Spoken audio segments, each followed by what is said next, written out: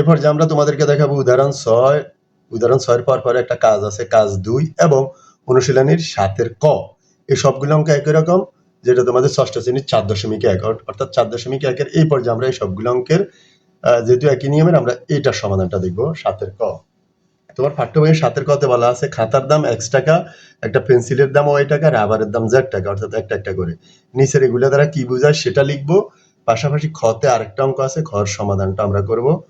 তার মানে ক খ দুইটা সমাধানে আমরা এই পর্যায়ে তোমাদেরকে শিখাবো। প্রশ্নে অলরেডি বলা আছে যে x মানে ছিল খাতার দাম। তো আসো, লেখা আছে 5টি খাতা ও 6টি পেন্সিলের দাম। 5টি খাতা ও 6টি পেন্সিলের দাম।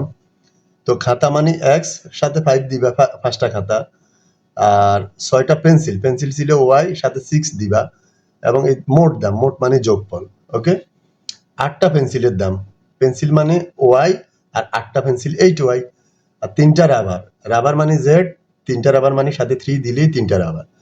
মোট দাম মানে দুইটাকে যোগ করবা। 10টি খাতা, 10টি খাতা 10x, x মানে খাতা।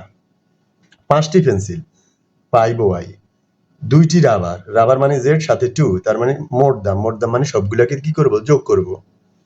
এবার খতে কি বলা আছে, খর প্রশ্নটা পড়ি। খর প্রশ্নে বলা আছে এক হালি কলার দাম x টাকা। এক হালি মানে 4টা, এক হালি কলা মানে 4টা কলার দাম x টাকা। আর একে বলা আছে পাঁচ হালি কলার দাম কত, এখানে বলা আছে 12টি কলার দাম কত। তো আসো, এক হালি কলার দাম যদি x টাকা হয়, 5 হালির দাম 5 গুণ 5x, 5 হালি কলার দাম 5x। আর পরেরটাতে আমরা দেখব 4টি মানে 1 হালি।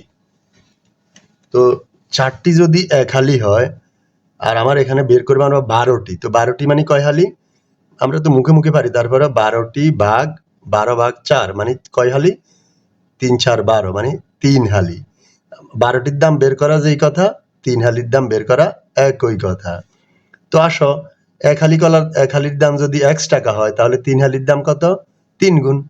1 হালির দাম x টাকা, 3 হালির দাম 3x টাকা। তো 3 হালি মানে কয়টি, 12টি, তার মানে 12টি কলার দাম 3x টাকা। ওকে।